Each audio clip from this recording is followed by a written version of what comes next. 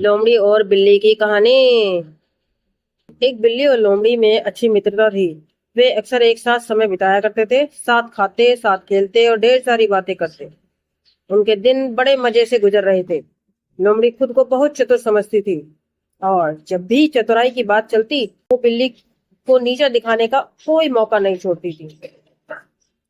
बिल्ली को कभी कभी ये बात बुरी लगती थी, लेकिन मित्रता के कारण वह इन बातों को तूल नहीं दिया करती थी।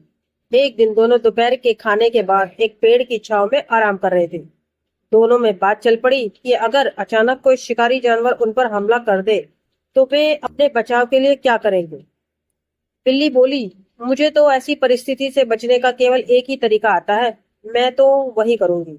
यह सुनकर लोमड़ी हंस पड़ी और कहने लगी, बस एक ही तरीका? अरे बिल्ली रानी, एक तरीके से तुम शिकारी जानवरों से कैसे बचोगे? मुझे देखो, मुझे तो उनसे बचने के हजारों तरीके आते हैं। तुम कहो तो तुम्हें भी एक एक दो दो तरीके बता दूं। बिल्ली बोली, नहीं, ज्यादा तरीके जानकर मैं क्या करूंगी?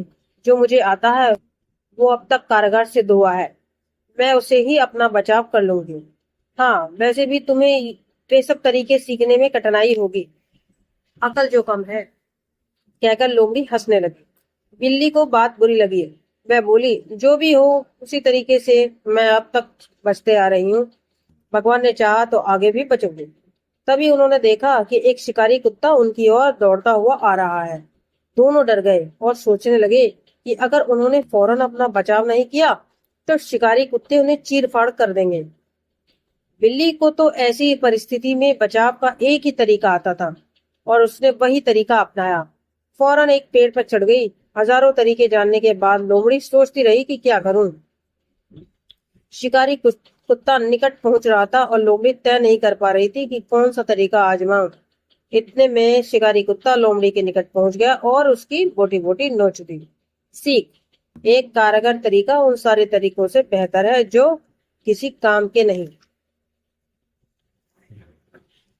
वीडियो अच्छी लगी हो तो लाइक कीजिएगा, कमेंट कीजिएगा, शेयर कीजिएगा और मेरे चैनल को सब्सक्राइब कीजिएगा। Thank you so much.